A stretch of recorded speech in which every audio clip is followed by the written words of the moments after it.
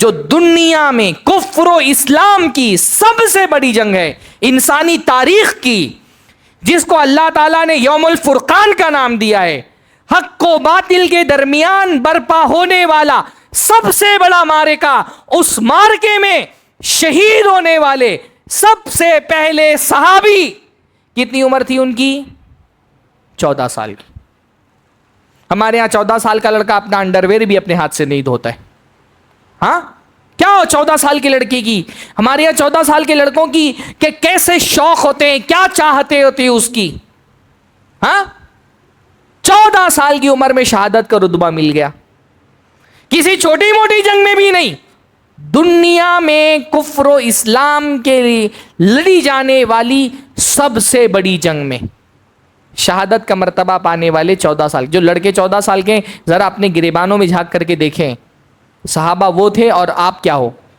صحابہ کو پتا تھا اللہ تعالیٰ کی جنت چاہیے تو اللہ تعالیٰ کی جنت سستی نہیں ہے.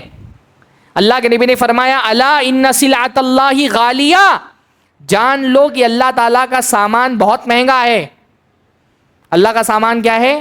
اللہ کا سامان ہے جنت. صحابہ نے اس قیمتی جنت کو حاصل کرنے کے لیے اپنی جانیں قربان کی.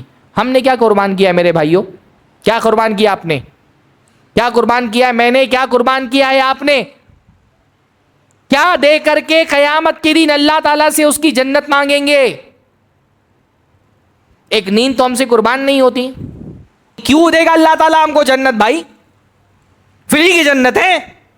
ہاں کیوں دے گا اللہ تعالیٰ ہم کو جنت؟ انہوں نے تلواریں اٹھائیں، ہم سے اپنی چادر نہیں اٹھائی جاتی جسم سے. کیا کر اگر ہم اللہ کے رسول کے زمانے میں ہوتے کیا کرتے؟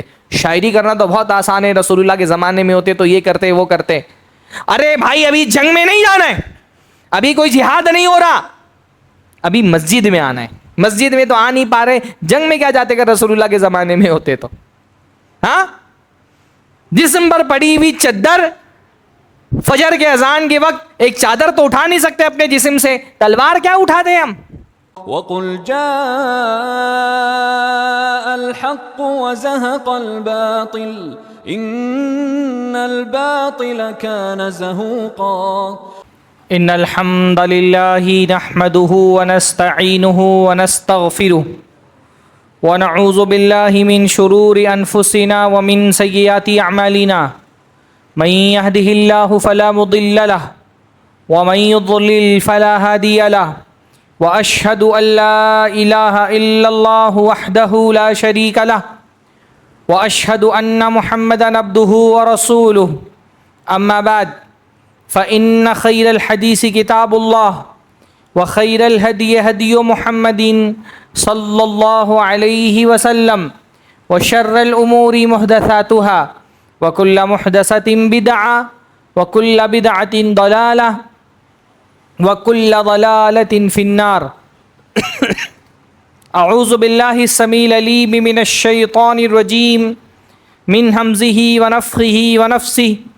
بسم اللہ الرحمن الرحیم.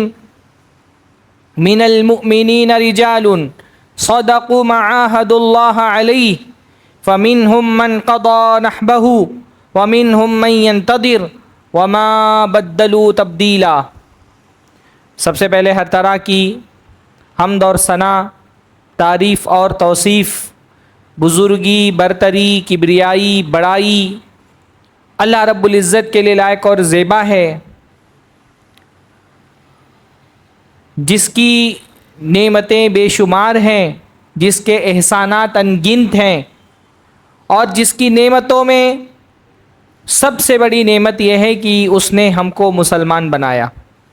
اللہ کی جو نعمت جتنی بڑی ہے اس پر اللہ کا اتنا ہی شکر ادا کرنا چاہیے. اور اللہ تعالیٰ کی ساری نعمتوں میں اللہ تعالیٰ کی سب سے بڑی نعمت یہ ہے کہ اللہ نے ہم کو مسلمان بنایا. اس لیے سب سے زیادہ اللہ تعالیٰ کا شکر اسی بات پر کرنا چاہیے کہ دنیا کفر کی تاریکی میں، شرک کے اندھیرے میں ڈوبی ہوئی ہے. اللہ تعالیٰ نے اپنے چند بندوں کو ایمان کی دولت سے نوازا، توحید کے راستے پر چلنے کی توفیق نصیب فرمائی، اور ان چنندہ بندوں میں الحمدللہ ہمارا نام بھی ہے. اللہ کا کتنا بڑا فضل ہے کہ اللہ تعالیٰ نے اس دنیا میں رہتے ہوئے ہم کو ہدایت کا راستہ دکھایا، ہم کو شرک کی گندگی سے، کفر کی تاریکی سے محفوظ رکھا۔ سب سے زیادہ اللہ کا شکر اسی بات پر کرنا چاہیے۔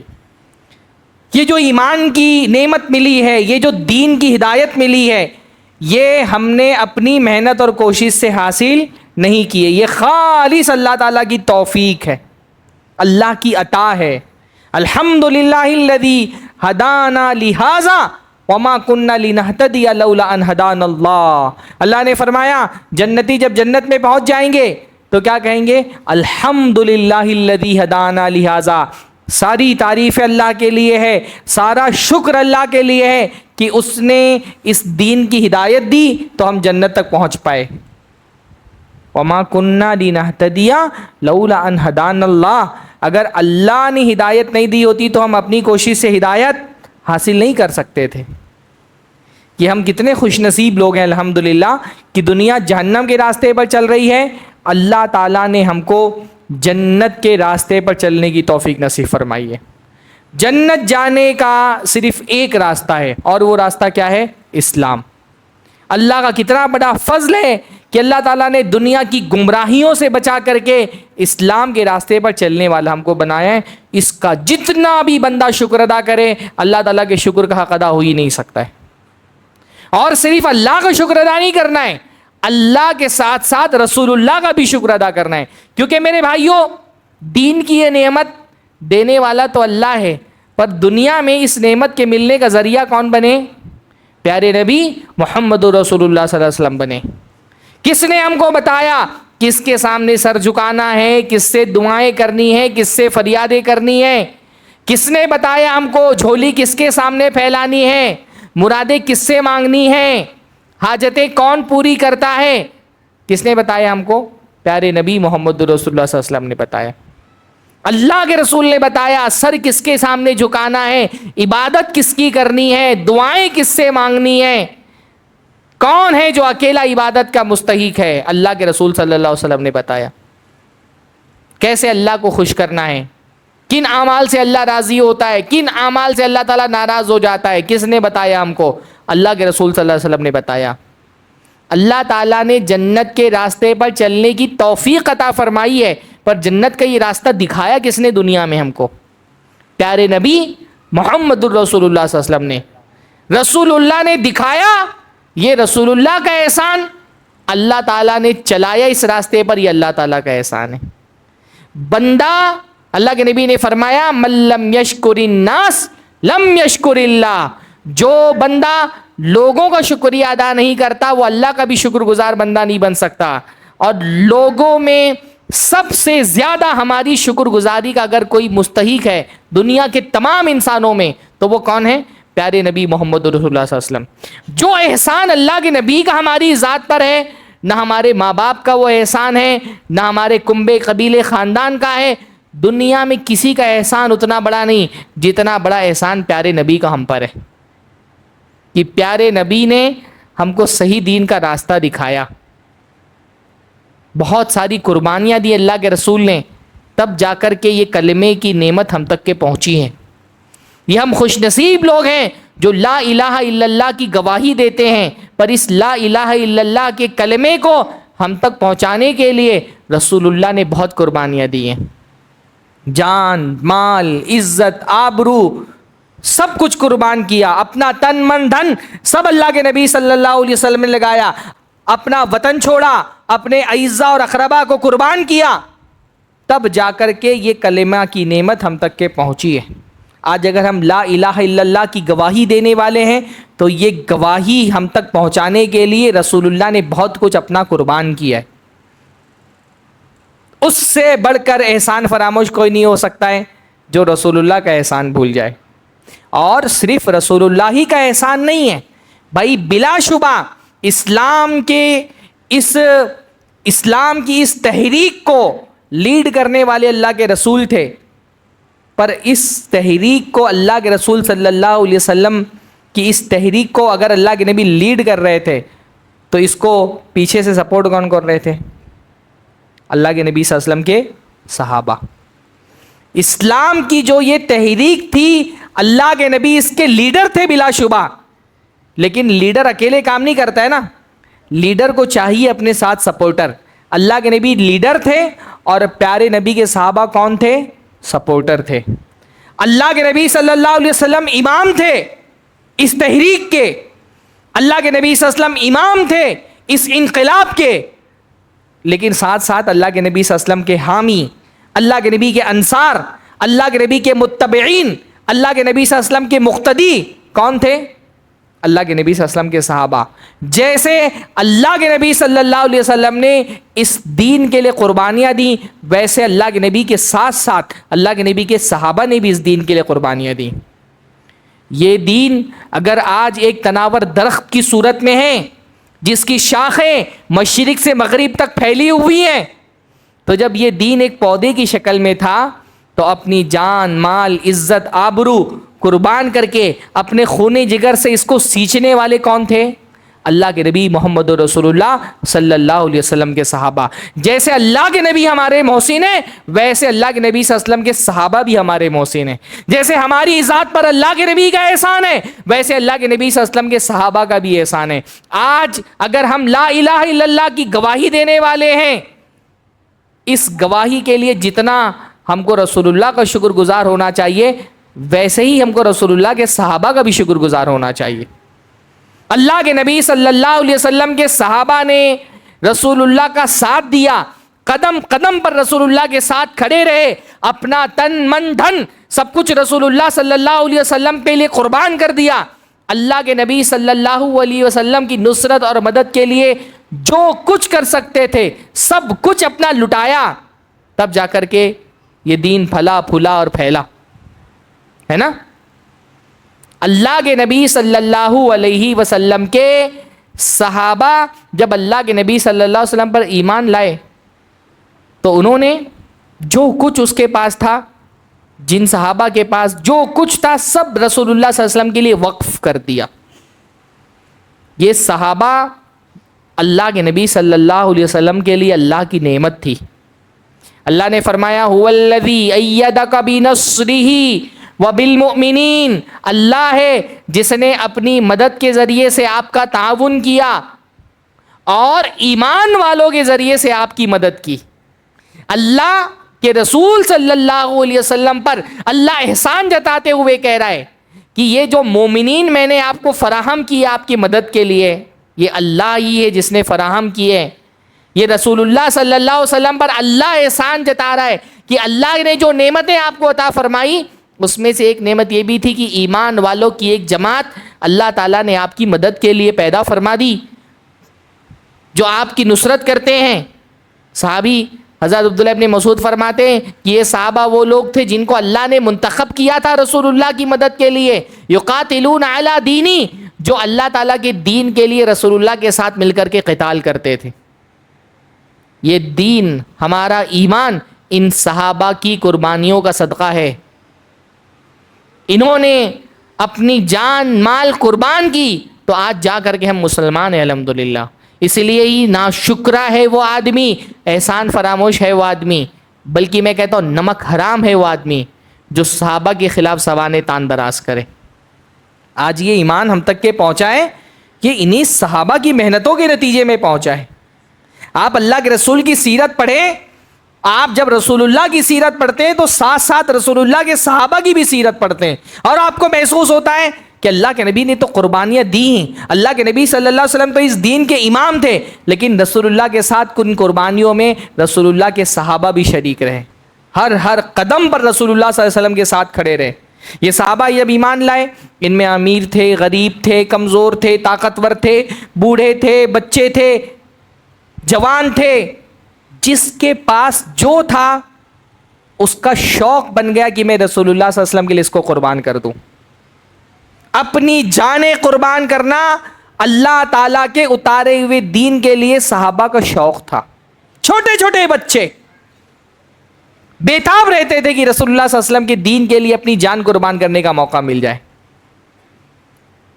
احد کی جنگ ہونے والی تھی، 3000 کے ایک لشکر نے مدینہ پہ حملہ کر دیا۔ 3000 کا لشکر کتنا بڑا لشکر ہوتا ہے؟ مدینہ کی بستی چھوٹی سی بستی تھی, مدینہ کوئی بہت بڑا شہر نہیں تھا. اس 3000 کے لشکر کا مقابلہ کرنے کے لیے اللہ کے رسول صلی اللہ علیہ وسلم نے فوج تیار کی. 700 کی تعداد میں لوگ میسر تھے. منافقین اپنے 300 لوگوں کو لے کر کے الگ ہو گئے. اللہ کے نبی صلی اللہ علیہ وسلم کوچ کرنے کے لیے نکلے مدینہ سے. 15 سال کے لڑکے, 15 سال کے لڑکوں کو ہم لڑکا ہی کہتے ہیں نا. 15 سال کا لڑکا کتنا بڑا ہوتا ہے, داڑھی بھی اچھے سے نہیں آئی ہوئی ہوتی ہے. 15 سال کے 2 لڑکے رسول اللہ کے پاس آئے اور ضد کرنے کے لگے کہ اللہ کے رسول ہم کو بھی اپنی فوج میں بھرتی کر لیجئے, ہم بھی آپ کے ساتھ چلیں گے اسلام کا پرچم بلند کرنے کے لیے, کفر کا قلعہ مسمار کرنے کے لیے. ہم کو بھی اللہ کے نبی منتخب کر لیں, ہم کو بھی ساتھ میں لیں. رسول اللہ نے دیکھا 15 سال کے لڑکے کیا مقابلہ کریں گے یہ کافروں کا. فرمایا تم لوگ بہت چھوٹے ہو, ابھی تمہاری عمر نہیں ہے جنگ کرنے کی, واپس جاؤ. واپس بھیج دیا. کون تھے یہ دونوں لڑکے؟ حضرت رافع بن خدیج اور حضرت سمورہ ابن جندب رضی اللہ تعالی عنہما. واپس کر دیا, جاؤ, ابھی 15 سال کی عمر ہے اور تم کو نہیں لے جا سکتے جنگ میں. دونوں مایوس ہو گئے. رسول اللہ صلی اللہ علیہ وسلم نے واپس کر دیا, ریجیکٹ کر دیا. رافع بن خدیج گئے اپنے ابا کے پاس, بعض روایتوں میں چاچا کا بھی لفظ ہے. اپنے ابا کے پاس گئے اور اپنے ابا سے کہا کہ ابا, اللہ کے رسول صلی اللہ علیہ وسلم ہم کو ساتھ میں لے جانے کے لیے راضی نہیں ہیں, ہم کو واپس کر دیا ہے, آپ چلیں اور میرے حق میں رسول اللہ سے سفارش کر دیں. اللہ کے رسول کو بتائیں کہ میں رافع تیر اندازی میں بہت ماہر ہوں, گرچہ میں عمر میں کم ہوں لیکن تیر اندازی میں بڑی مہارت رکھتا ہوں. اگر مجھے ساتھ لے چلیں گے تو میں تیر اندازی کے ذریعے سے اسلامی فوج کو قوت اور طاقت پہنچا سکتا ہوں. گئے اپنے ابا سے ضد کرنے لگے.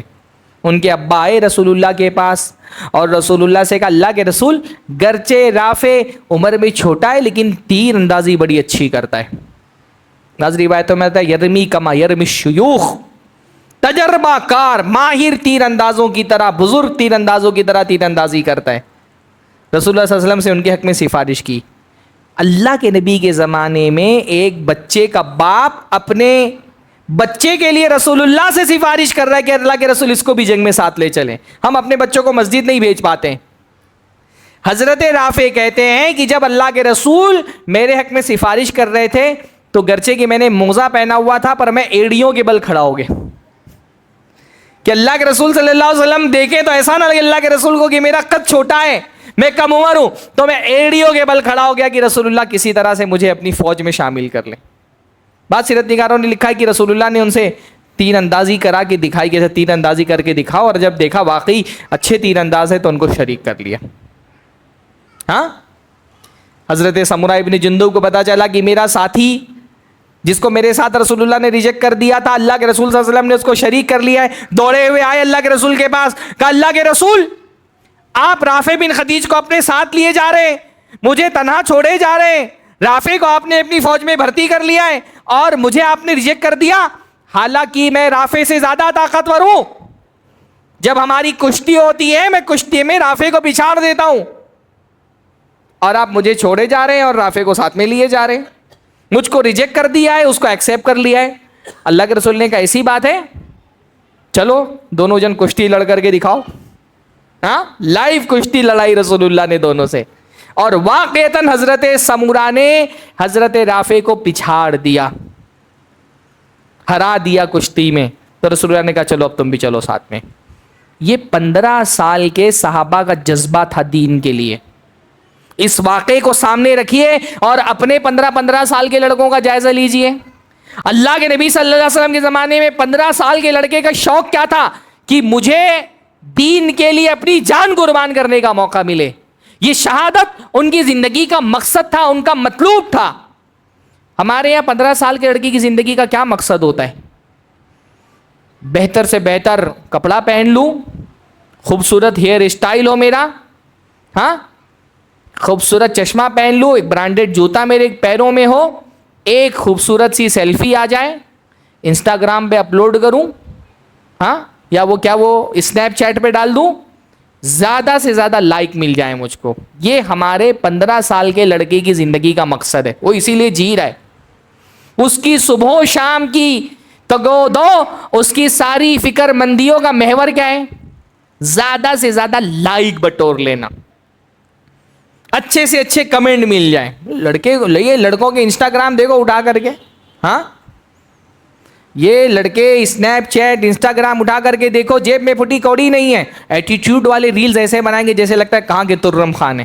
ہاں یہ اسٹائل سے چل رہے ہیں, پیچھے بیک گراؤنڈ میں زبردست قسم کا بی جی ایم بج رہا ہے, میوزک چل رہی ہے, بادشاہوں والا ڈائلاگ آ رہا ہے, لپ سنگ کر رہے ہیں. ایسا لگتا ہے چلیں گے تو ابھی زمین پھٹ جائے گی ان کے چلنے سے, پہاڑ ریزہ ریزہ ہو جائیں گے. وہ چال چلتے, ہاں, اور جیب میں پھٹی کوڑی نہیں ہے.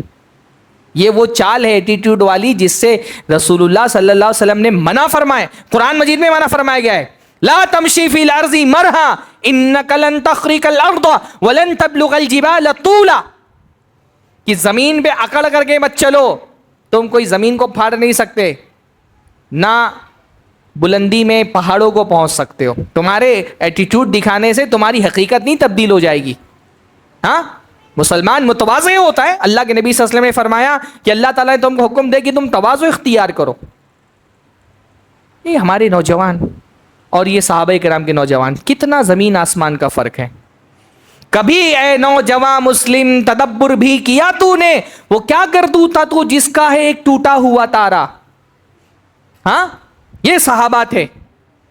بدر کی جنگ ہو رہی ہے, 14 سال کا ایک لڑکا, 15 بھی نہیں ہوا, 14 سال کا ایک لڑکا رسول اللہ صلی اللہ علیہ وسلم کے ساتھ چلتا ہوا مدینہ سے نکلا اور بدر تک رسول اللہ کے ساتھ پہنچ گئے 14 سال کی عمر میں.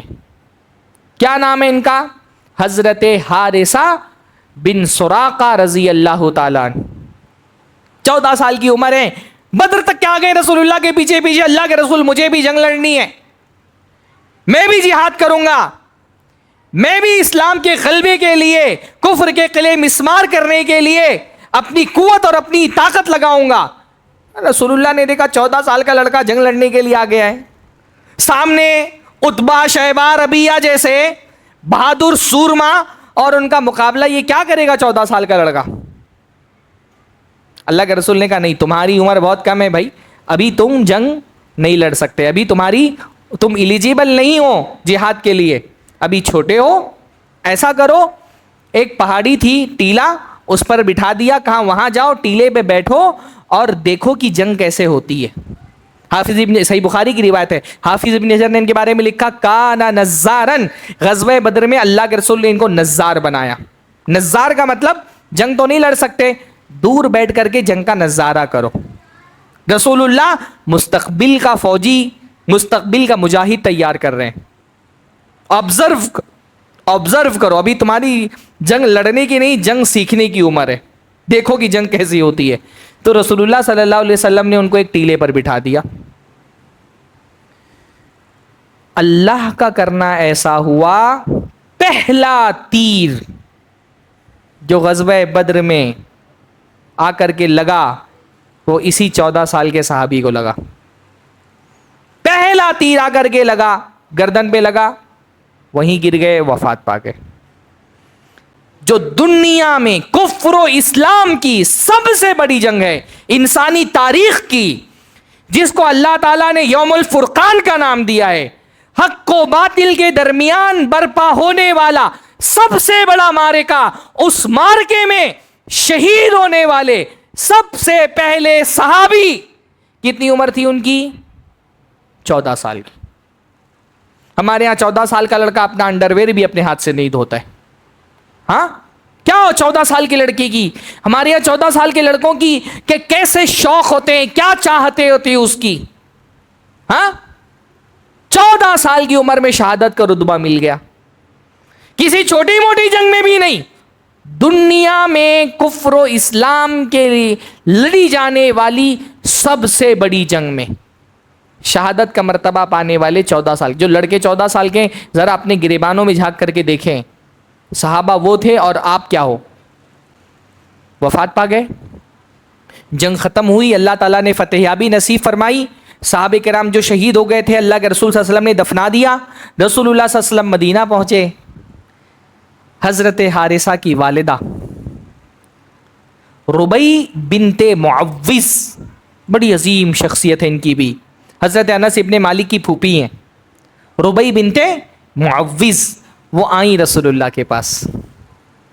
14 سال کے بچے کی موت کا غم کیا ہوتا ہے؟ ہاں, جس بچے کو اپنے آغوش میں پالا ہو 14 سال تک, جس کو اپنے جگر سے لگا کر کے رکھا ہو, اس بچے کی جدائی کا غم ایک عورت, اس کے لیے کتنا بڑا صدمہ ہے, کیسے دکھوں کا پہاڑ اس کے اوپر ٹوٹتا ہے, یہ تو ایک ماں ہی سمجھ سکتی ہے. آئی رسول اللہ صلی اللہ علیہ وسلم کے پاس کہ اللہ کے رسول صلی اللہ علیہ وسلم, میرا جگر گوشہ مجھ سے جدا ہو گیا ہے, میرا بچہ جنگ میں آپ کے ساتھ گیا تھا, شہید ہو گیا. اللہ کے رسول, اس کی جدائی کا غم مجھ سے برداشت نہیں ہو رہا, یہ دکھ کا پہاڑ جو مجھ پر ٹوٹا ہے میں صبر نہیں کر پا رہی. اللہ کے رسول صلی اللہ علیہ وسلم آپ بتا دیں میرے بچے کی موت کے بعد اللہ تعالیٰ نے اس کے ساتھ کیا کیا, کیا ہوا میرے بچے کے ساتھ؟ اگر میرا بچہ جنت میں چلا گیا اللہ کے رسول تب تو میں صبر کر لوں گی, یہ سوچ کر کے مجھے صبر آ جائے گا کہ گرچہ میرا بچہ میرے آغوش میں نہیں ہے, میری گود میں نہیں ہے, پر کم سے کم دنیا سے بہتر جگہ پہ موجود ہے. اگر میرا بچہ جنت میں چلا گیا ہے تب تو میں صبر کر لوں گی, اور اگر وہ جنت میں نہیں گیا ہے, کچھ اور معاملہ ہوا ہے, تو میں روؤں گی, میں ماتم کروں گی, میں گریا کروں گی, میں اس کے لیے آنسو بہاؤں گی. اللہ کے رسول بتائیں میرا بچہ جنت میں گیا کہ نہیں گیا؟ ایک ماں کا غم ہے, تکلیف ہے, اس کا درد ہے جو اس نے رسول اللہ صلی اللہ علیہ وسلم کے سامنے رکھا ہے. اللہ کے رسول صلی اللہ علیہ وسلم کہتے ہیں حضرت ربیع سے, اب حبلتی, ربیع کیا تم پاگل ہو گئی ہو, تمہارا دماغ خراب ہے؟ آدمی کبھی اپنے چہتوں سے اس طرح کی باتیں کرتا ہے نا, بے تکلفانہ. رسول اللہ نے فرمایا وہ حبلتی, ربیع کیا تم پاگل ہو گئی ہو, تمہارا دماغ ٹھکانے پہ نہیں ہے؟ اجنت واحدۃ ہی, کیا تم کو یہ لگتا ہے کہ جنت صرف ایک ہے؟ تم کو کیا لگتا ہے جنت صرف ایک ہے؟ بل ہی جنان کثیرہ, ربیع جنت ایک نہیں ہے, جنتیں تو بہت ساری ہیں, جنت کے تو بہت سارے درجات ہیں, جنت کے تو بہت سارے لیول ہیں. وَهُوَ فِي الْفِرْدَوْسِ الْأَعْلَىٰ, اور تمہارا بچہ سن لو کسی چھوٹی موٹی جنت میں نہیں گیا ہے, جنت کے کسی نچلے مقام پر نہیں ہے, تمہارا بچہ جنت الفردوس میں گیا ہے. اللہ تعالیٰ نے اس کے قسمت میں جنت الفردوس لکھ دی ہے. یہ رسول اللہ کے زمانے میں 14 سال کا لڑکا, اللہ کے دین کے لیے اپنی جان قربان کرنے والا. صحابہ کو پتا تھا اللہ تعالیٰ کی جنت چاہیے تو اللہ تعالیٰ کی جنت سستی نہیں ہے. اللہ کے نبی نے فرمایا الا ان سلعۃ اللہ غالیہ, جان لو کہ اللہ تعالیٰ کا سامان بہت مہنگا ہے. اللہ کا سامان کیا ہے؟ اللہ کا سامان ہے جنت. صحابہ نے اس قیمتی جنت کو حاصل کرنے کے لیے اپنی جانیں قربان کی. ہم نے کیا قربان کیا ہے میرے بھائیوں؟ کیا قربان کیا آپ نے؟ کیا قربان کیا ہے میں نے؟ کیا قربان کیا ہے آپ نے؟ کیا دے کر کے قیامت کے دن اللہ تعالیٰ سے اس کی جنت مانگیں گے؟ ایک نیند تو ہم سے قربان نہیں ہوتی. ہاں, کتنے لوگوں نے آج فجر کی نماز جماعت سے پڑھی ہے؟ میں نہیں کہہ رہا ہاتھ اٹھائیے, اپنے گناہ کسی کے سامنے نہیں بیان کرنے چاہیے, لیکن ظاہر سی بات ہے جتنے لوگ جمعہ میں سب تھے, فجر میں تو نہیں رہیں گے, اتنی بڑی تعداد تھی فجر میں آج. ہاں شیخ تھے اتنے لوگ, تو سب نہیں رہے ہوں گے نا, تو کچھ تو ایسے ہیں نا جو آج فجر میں نہیں تھے. ہاں, صحابہ کرام نے جنت حاصل کرنے کے لیے اپنی جان قربان کر دی. ہم سے اپنی نیندیں قربان نہیں ہوتی. کیوں دے گا اللہ تعالیٰ ہم کو جنت؟ بھائی فری کی جنت ہے. ہاں, کیوں دے گا اللہ تعالیٰ ہم کو جنت؟ انہوں نے تلواریں اٹھائیں, ہم سے اپنی چادر نہیں اٹھائی جاتی جسم سے. کیا اگر ہم اللہ کے رسول کے زمانے میں ہوتے کیا کرتے؟ شاعری کرنا تو بہت آسان ہے, رسول اللہ کے زمانے میں ہوتے تو یہ کرتے وہ کرتے. ارے بھائی ابھی جنگ میں نہیں جانا ہے, ابھی کوئی جہاد نہیں ہو رہا, ابھی مسجد میں آنا ہے. مسجد میں تو آ نہیں پا رہے, جنگ میں کیا جاتے اگر رسول اللہ کے زمانے میں ہوتے تو؟ ہاں, جسم پر پڑی ہوئی چادر، فجر کے اذان کے وقت ایک چادر تو اٹھا نہیں سکتے اپنے جسم سے، تلوار کیا اٹھاتے ہیں ہم؟ ہاں، نیند ہم سے نہیں قربان ہوتی. اللہ تعالیٰ ندا لگاتا ہے، لگواتا ہے اپنے نائب سے. یہ جو مؤذن اذان دیتا ہے نا، یہ کیا ہے؟ مؤذن اپنی طرف سے تھوڑی اذان دیتا ہے، یہ مؤذن اللہ تعالیٰ کی طرف سے پکار رہا ہوتا ہے. اللہ تعالیٰ ندا لگواتا ہے مؤذن سے، حی علی الصلاۃ حی علی الفلاح، الصلاۃ خیر من النوم الصلاۃ خیر من النوم. اپنا گھر چھوڑ کر کے ہم مسجد نہیں آ پاتے، جنگ کے میدان میں کیا جاتے ہم؟ ہاں، جب جنگ کا اعلان ہوتا تو کیا نکلتے؟ منافقوں کی طرح دب کے پڑے ہوئے رہتے.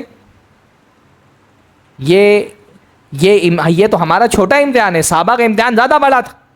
ان کو جانیں قربان کرنی تھی، ہم کو نیند قربان کرنی ہے، وہ ہم سے نہیں قربان ہو رہی ہے.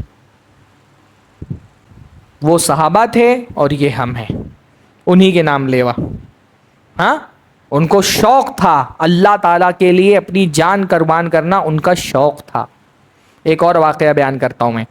اللہ کے نبی کے ایک صحابی ہیں حضرت حرام بن ملحان رضی اللہ تعالی عنہ.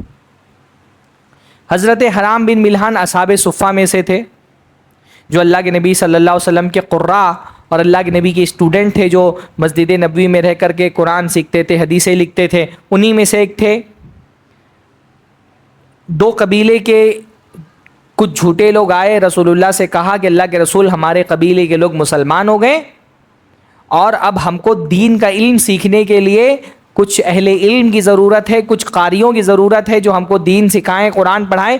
براہ کرم اپنے کچھ قاری ہم کو دے دیں. رسول اللہ نے رسول کوئی عالم الغیب تو تھے نہیں، ان کی بات پر یقین کر کے اپنے 70 صحابہ جو اصحاب صفہ میں سے تھے ان کے حوالے کر دیے کہ ان کو لے جاؤ، یہ تم کو دین سکھائیں گے، قرآن پڑھائیں گے. دین سکھانے کا کام قراء کا ہے، علماء کا ہے. ہاں، اور ہر اللہ کے نبی کے زمانے سے یہ معاملہ رہا ہے کہ جو اہل علم ہے وہ الگ الگ علاقوں میں جا کر کے دین کی دعوت و تبلیغ کرتے رہتے. تو بھیجا اللہ کے رسول صلی اللہ علیہ وسلم نے کہ لے جاؤ ان کو اور یہ تم کو سکھائیں گے قرآن، پڑھائیں گے قرآن، دین کی تعلیم دیں گے. یہ لے کر کے گئے. یہ جھوٹے لوگ تھے، دھوکے باز تھے. انہوں نے راستے میں گھیر کر کے ان صحابہ کو قتل کروا دیا. انہی قتل ہونے والے صحابہ میں ایک صحابی تھے حضرت حرام بن ملحان رضی اللہ تعالیٰ عنہ. ان کو قتل کرنے والے ہیں عبد الجبار بن سلمہ. وہ بیان کرتے ہیں حضرت حرام بن ملحان کے قتل کا واقعہ کہ میں نے نیزہ لیا اپنا اور پیچھے سے حملہ کیا حرام پر، اور حرام بن ملحان کے پیٹھ سے میرا نیزہ نکلتے ہوئے سینے کو چاک کرتا ہوا باہر نکل گیا. پیٹھ پہ ان کی دونوں کندھوں کے بیچ میں نیزہ مارا اور وہ نیزہ پار کر کے سینے سے باہر نکل گیا. عبد الجبار کہتے ہیں کہ جب یہ میرا نیزہ ان کے سینے کو پار کرتا ہوا جب باہر نکلا تو حرام بن ملحان کی زبان سے کیا الفاظ نکلے، کیا کلمہ نکلا؟ حرام بن ملحان نے کہا فزت ورب الکعبہ، کعبہ کے رب کی قسم میں کامیاب ہو گیا. عبد الجبار کہتے ہیں میں فکر میں پڑ گیا کہ یہ کیا بول رہا ہے. میں اس کو قتل کر رہا ہوں، میرا نیزہ اس کے جسم کو چھلنی کر رہا ہے اور یہ کہہ رہا ہے میں کامیاب ہو گیا. فزت ورب الکعبہ، کعبہ کے رب کی قسم میں کامیاب ہو گیا. اپنے ساتھی سے پوچھا یہ کیا بول رہا ہے؟ قد قتلت الرجل، میں نے اس لڑکے کو، اس نوجوان کو، اس آدمی کو قتل کر دیا اور یہ کہتا ہے میں کامیاب ہو گیا. یہ کیا بول رہا ہے؟ تو ساتھی نے بتایا یہ جو شہید ہوا نا، یہ شہادت، یہ اپنے دین کے لیے جان دینا ہی تو ان لوگوں کی کامیابی ہے. یہ اپنی موت کو جو اللہ تعالیٰ کے راستے میں آئی ہے اپنے لیے کامیابی سے تعبیر کر رہا ہے کہ میں کامیاب ہو گیا رابع کے اب سے. ہاں، شہادت ہے مطلوب و مقصود مومن، نہ مال غنیمت نہ کشور کشائی. یہی تو چاہیے کہ ایمان والے کو کہ مجھے اپنی جان اللہ تعالیٰ کے دین کے لیے قربان کرنے کا موقع ملے کہ یہ اس کامیاب ہو. عبد الجبار بن سلمہ کہتے ہیں کہ وہ حرام بن ملحان کی زبان سے نکلنے والا جملہ میرے دماغ میں بیٹھ گیا. میرے دل میں ایسا وہ جملہ بیٹھا کہ اس ایک جملے کی وجہ سے میں نے اسلام قبول کر لیا. بتائیں کتنی بڑی بات ہے، مقتول کی زبان سے نکلنے والا ایک کلمہ قاتل کی ہدایت کا سبب بن گیا. یہ اللہ کے رسول صلی اللہ علیہ وسلم کے صحابہ تھے. اللہ تعالیٰ کے دین کے لیے اپنی جان قربان کرنا ان کے لیے شرف کی بات تھی.